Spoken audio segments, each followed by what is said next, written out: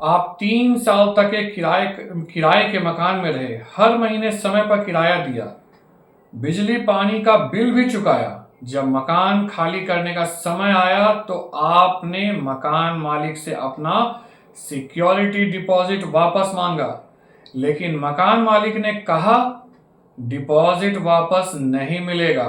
अब सवाल उठता है, क्या मकान मालिक सिक्योरिटी डिपॉजिट रोक सकता है? क्या पूरा डिपॉजिट काट सकता है? क्या बिना कारण पैसे रोकना कानूनी है? अगर मकान मालिक पैसे वापस न दे तो किराएदार क्या कर सकता है? दोस्तों, भारत में किराएदार और मकान मालिक के बीच सबसे ज्यादा विवाद सिक्योरिटी डिपॉजिट को लेकर ही होते हैं। आज की वीडियो में हम कानून, नियम, कॉन्ट्रैक्ट एक्ट, रेंट एग्रीमेंट और वास्तविक उदाहरणों के आधार पर पूरी जानकारी समझेंगे। नमस्कार दोस्तों, मैं सिद्धांत स्वागत करता हूं आपके अपने चैनल लीगल ज्ञान में। सबसे पहले जानते हैं सिक्योरिटी डिपॉजिट क्या होता है। सबसे पहले ये समझते हैं कि सिक्योरिटी डिपॉजिट आखिर है क्या।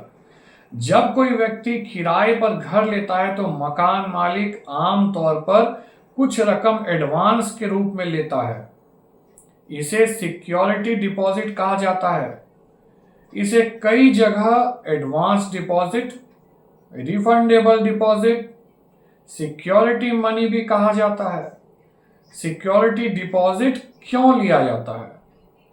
यहां पर मकान मालिक का तर्क होता है, यदि किराया बकाया रह जाए, मकान को नुकसान पहुंचे, बिजली पानी के बिल बकाया हो तो डिपॉजिट से वसूली की जा सके। यानी इसका उद्देश्य सुरक्षा देना है। क्या सिक्योरिटी डिपॉजिट पर कोई राष्ट्रीय कानून है? भारत में सिक्योरिटी डिपॉजिट की एक समान राष्ट्रीय सीमा तय नहीं है। कई राज्यों में अलग अलग नियम हो सकते हैं, लेकिन कॉन्ट्रैक्ट लॉ और रेंट एग्रीमेंट की शर्तें महत्वपूर्ण भूमिका निभाती हैं। इंडियन कॉन्ट्रैक्ट एक्ट 1872 क्या कहता है? भारत में अधिकांश किराएदार संबंध एक कॉन्ट्रैक्ट यानी अनुबंध के रूप में देखे जाते हैं। इंडियन कॉन्ट्रैक्ट एक्ट 1872 के अनुसार दोनों पक्षों द्वारा सहमति से बनाई गई शर्तें महत्वपूर्ण होती हैं। इसलिए रेंट एग्रीमेंट में लिखी गई सिक्योरिटी डिपॉजिट की शर्तें बेहद महत्वपूर्ण हो जाती हैं। सबसे बड़ी गलती, बहुत से किराएदार रेंट एग्रीमेंट पढ़े बिना साइन कर देते हैं। बाद में डिपॉजिट विवाद शुरू हो जाता है। एग्रीमेंट में क्या देखना चाहिए? सिक्योरिटी डिपॉजिट से संबंधित deposit amount, refund policy, notice period, deduction conditions, maintenance charge स्पष्ट लिखे होने चाहिए। मैं आपको एक छोटी सी कहानी सुनाना चाहूंगा। मान लीजिए राहुल ने एक फ्लैट किराए पर लिया। उसने 50,000 सिक्योरिटी डिपॉजिट दिया। 3 साल बाद मकान खाली कर दिया। मकान मालिक ने कहा पेंट खराब हो गया है, सफाई का खर्च है, इसलिए डिपॉजिट वापस नहीं मिलेगा।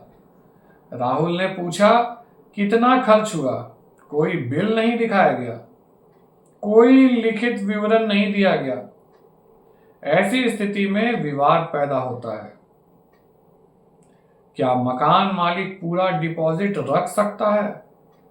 हर मामले में नहीं। यदि नुकसान वास्तव में हुआ है तो उचित कटौती की जा सकती है, लेकिन मनमाने तरीके से पूरा डिपॉजिट रोक लेना उचित नहीं माना जाता।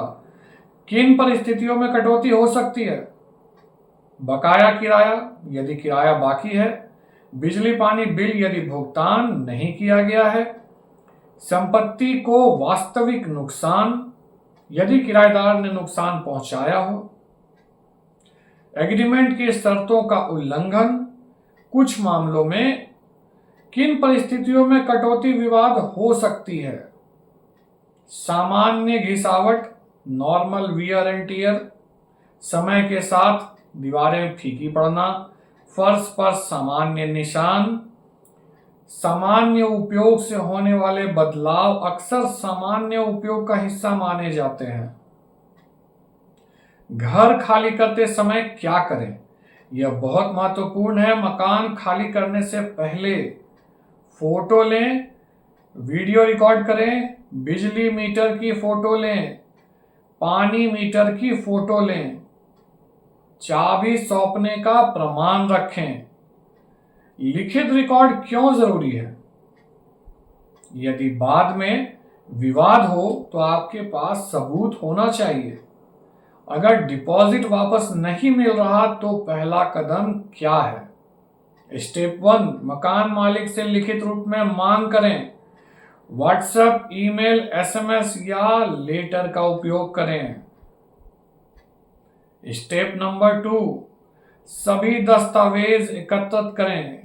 Rent agreement, payment receipts, bank statements, deposit receipts और प्रॉपर्टी फोटोज। स्टेप नंबर 3, लिखित स्पष्टीकरण मांगें।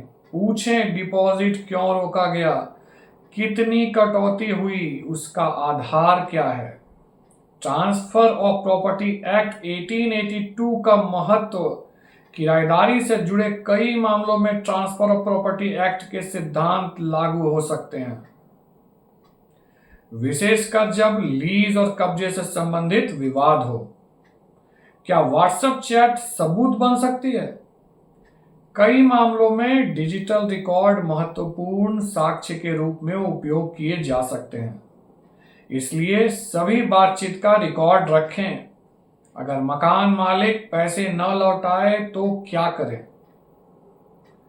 सबसे पहले कानूनी नोटिस। पहला मजबूत कदम, वकील के माध्यम से लीगल नोटिस भेजा जा सकता है। लीगल नोटिस में क्या लिखा जाता है?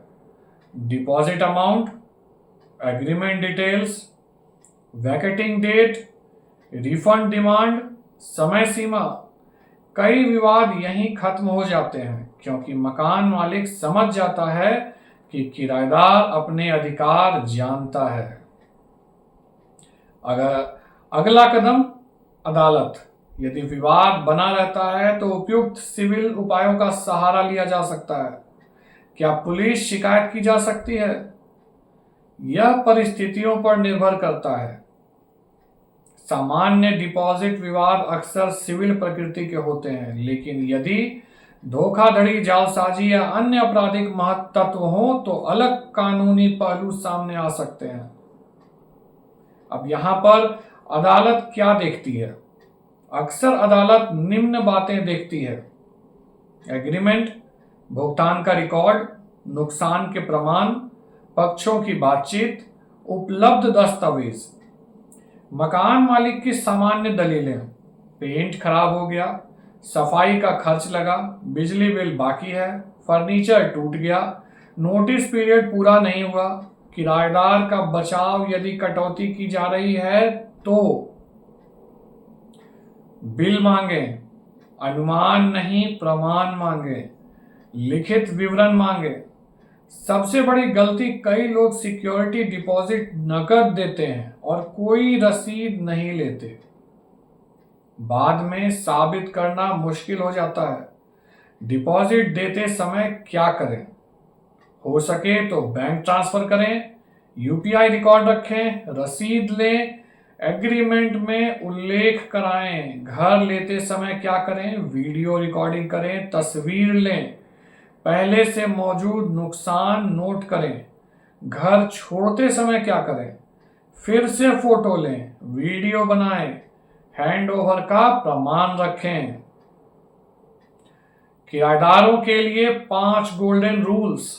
हमेशा लिखित एग्रीमेंट करें, डिपॉजिट की रसीद लें, बैंकिंग माध्यम से भुगतान करें, घर की तस्वीरें सुरक्षित रखें, सभी चैट का रिकॉर्ड रखें।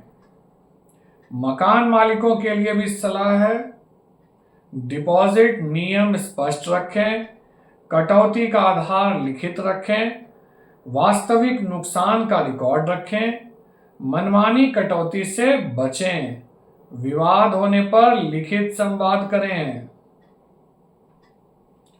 तो दोस्तों, सिक्योरिटी डिपॉजिट मकान मालिक का अतिरिक्त लाभ कमाने का माध्यम नहीं है। इसका उद्देश्य केवल उचित सुरक्षा प्रदान करना है। यदि आपने समय पर किराया दिया है, बिजली पानी का बिल चुकाया है और मकान को सामान्य स्थिति में वापस किया है, तो डिपॉजिट वापसी का मुद्दा गंभीर कानूनी विवाद बन सकता है यदि उसे बिना उचित आधार रोका जाए। इसलिए हमेशा दस्तावेज, भुगतान रिकॉर्ड और लिखित संचार सुविधा सुरक्षित रखें। कानून की जानकारी ही आपका सबसे बड़ा बचाव है। और वीडियो अच्छी लगी हो तो लाइक और चैनल को सब्सक्राइब करना ना भूलें। मैं आगे भी ऐसी छोटी मगर बड़े काम की उपयोगी जानकारी लाता रहूंगा। तब तक के लिए नमस्ते और वीडियो को देखने के लिए धन्यवाद।